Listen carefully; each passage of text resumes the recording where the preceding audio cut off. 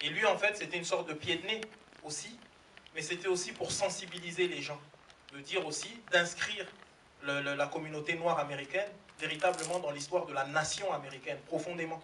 Et il faut savoir que le Griffith, justement, c'était un film qui était profondément raciste. Donc c'était l'idée, c'était de dire, voilà entre guillemets le vrai birth of the nation, en disant que dans la capacité qu'un pays aura de reconnaître la douleur de ces minorités, de les intégrer et de passer outre ensuite, enfin en tout cas de transcender et d'aller au-delà dans un peuple uni. En tout cas, c'était sa démarche à lui. J'ai trouvé que c'était une belle démarche. Son truc, c'était de dire que finalement, il ne s'agit pas d'être dans le déni rapport à ce qui s'est passé, il faut voir l'histoire en face, mais il ne faut pas s'arrêter à ça, il faut continuer. Et je trouvais ça assez noble parce que c'est assez proche des combats que moi j'essaie de mener à titre personnel ici en France, en tant que Français. Voilà. En tant que Français noir, musulman, mais quelqu'un qui est profondément laïque, républicain, etc. Je trouvais qu'il y avait un vrai écho. Et puis voilà, il est noir, je suis noir, c'était une autre...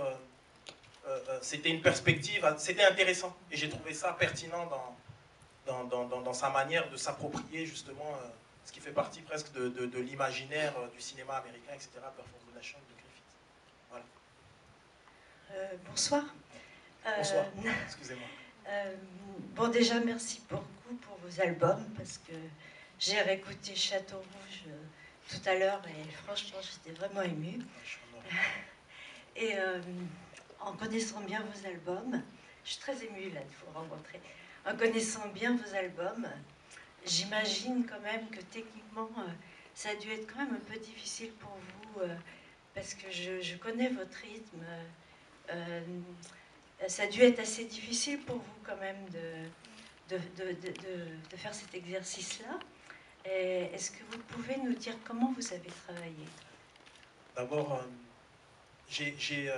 merci d'abord pour ce que vous avez dit sur mon travail et tout, je suis vraiment honoré. Et l'idée, c'est que, effectivement, j'avais affaire à une figure imposée. Voilà, tout était posé. Comment j'allais pouvoir amener ma singularité à l'intérieur de quelque chose qui existe déjà. On avait une super équipe artistique qui m'ont aidé à ça, qui sont de grands professionnels. L'idée, en fait, c'est que chacun a une musique, en fait. Vous avez une musique, tout le monde, on a tous une musique dans notre manière comment dire, de dire les choses. Et lui a une musique particulière.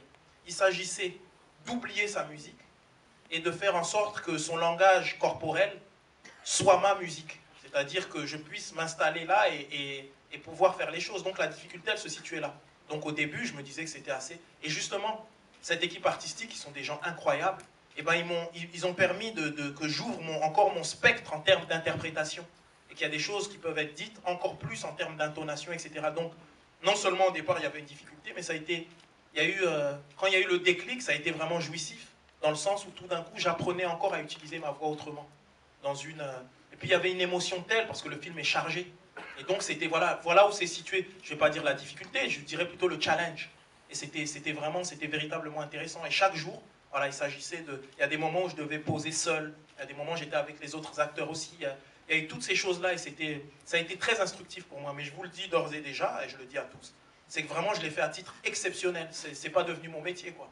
C'est-à-dire je l'ai fait, et pour que ça garde toute sa puissance, il fallait aussi que j'aille dans cette démarche, entre guillemets, exceptionnelle. Donc voilà, donc c'était encore plus intéressant à savoir que je faisais ça et je savais que je n'allais plus le refaire. Donc j'avais vraiment envie de, entre guillemets, comme on dit chez nous, de performer. En tout cas, d'amener quelque chose qui soit moi, en fait. Et voilà, que ce ne soit pas simplement de la figuration, mais que je puisse amener quelque chose qui m'appartienne. Donc chaque jour, c'était vraiment, chaque matin quand je venais et tout, c'était fabuleux.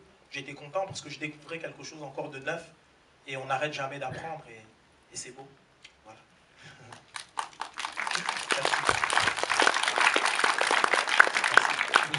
Bonsoir. Bonsoir. Après avoir vu ce film que j'ai trouvé splendide, il y a une question que je me pose, et donc je me permets de vous la poser.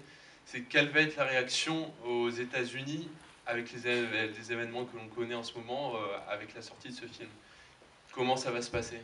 En fait, le film est déjà sorti aux États-Unis et c'était compliqué, le contexte était compliqué, mais j'ai envie de vous dire que, très bien, mais comment dire, ça compte peu pour moi. Moi, ce qui compte, c'est en France, en fait. Comment ce film, qui raconte finalement une autre histoire d'un autre pays, etc., comment ça résonne en nous. Et c'est ça, moi, qui m'intéresse. Comment on va justement à l'heure ou à l'ère des Trump, à l'heure des difficultés qu'on peut vivre de partout, comment ce film va résonner positivement en nous, amener le débat, et comment on va pouvoir construire du positif derrière ça. Pour moi, un film comme ça, et c'est pour ça que j'espère que vous allez répandre la bonne parole partout, c'est important qu'un film comme ça marche. Parce qu'un film comme ça qui marche, ça veut dire qu'au cinéma, évidemment, il y a l'aspect divertissement de ce film qui est réel, ce film est divertissant, on est là, on suit l'histoire, mais il y a aussi le fond. Comment on va faire en sorte que des films qui amènent du fond, des films qui nous posent des véritables questions, des films qui nous permettent de revenir sur l'histoire, faire marcher ce genre de film, c'est un signal fort. C'est continuer à dire que, d'accord, le cinéma c'est du divertissement, mais pas seulement. Et c'est important. Et ça va même au-delà de ce film lui-même, ça concerne tous les films de ce genre. Et quand même, encore une fois, au risque d'être redondant, mais je le dirai, je m'arrêterai de le dire, c'est que nous sommes français, on doit montrer cette spécificité française. On est un public pas comme les autres. On vient au cinéma, certes, pour se divertir, mais on vient au cinéma comme on lit un livre. On vient au cinéma comme on va à l'opéra.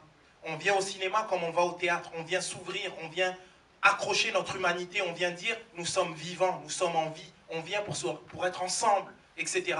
Et donc ce genre de film, c'est hyper important. Donc vraiment, mon rêve, et j'espère qu'on va réaliser ce rêve tous ensemble, qu'on va faire en sorte que ce film cartonne.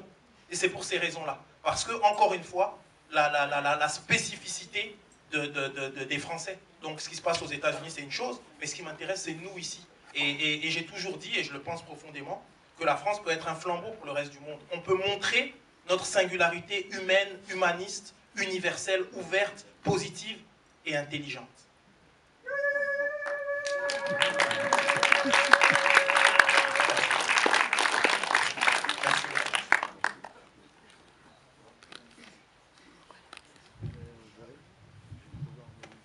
Oui, je voudrais vraiment remercier Abdelmalik de nous avoir ainsi mis en garde contre, je dirais, le point de vue racialiste qui pourrait accompagner ce film, hein, contre une certaine mémoire victimaire qui le réserverait à une certaine catégorie de population.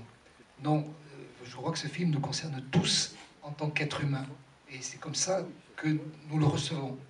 Et je crois d'ailleurs, pour en revenir à la France, que c'est ce qui est contenu dans la notion de crime contre l'humanité, la loi Taubira, hein, dans la mesure où, justement, la France est sans doute le seul pays à avoir adopté une loi de ce genre, et derrière cette notion de crime d'humanité, il y a cette notion d'universalisme.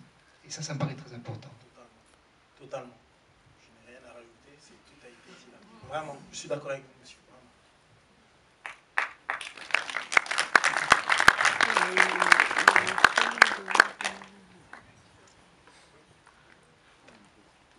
Bonsoir. Bonsoir.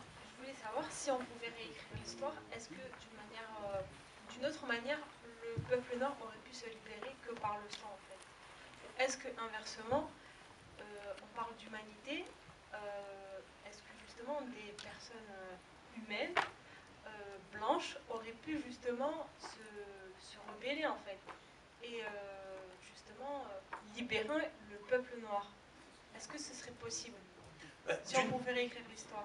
D'une certaine manière, sans réécrire l'histoire et être dans le constat, on regarde quand même, évidemment, il faut relativiser quand même mes propos, mais ce qui font sens réellement, c'est qu'il y a des gens néanmoins qui ont légiféré contre l'esclavage. Il y a des gens qui ont réfléchi, il y a toute l'histoire dont on peut raconter Lincoln, etc. Enfin, des choses qui se sont passées, et suite d'ailleurs à... Parce qu'en fait, après cet épisode, qu'est-ce qui s'est passé? Vous l'avez lu à la fin, ils ont encore durci les lois... rapport à l'esclavagisme, etc. Ce qui fait que ça a contribué et on le voit dans le film, à ce qui allait donner la guerre de sécession, etc. Et ensuite l'émancipation, etc. Mais pour dire que d'un certain côté, il y a des gens, des humanistes, qui se sont battus aussi pour faire en sorte que les choses bougent et évoluent. Et c'était des blancs, beaucoup. Et de l'autre côté, il y a aussi de dire que finalement, rapport à la violence que vous dites, c'est que l'injustice n'entraîne que l'injustice. La barbarie n'entraîne que la barbarie. Pourquoi ces Noirs ont agi avec violence finalement? C'est parce qu'eux-mêmes étaient traités avec violence. C'est-à-dire que c'est un cercle vicieux. De toute façon, le cercle de la haine est un cercle vicieux.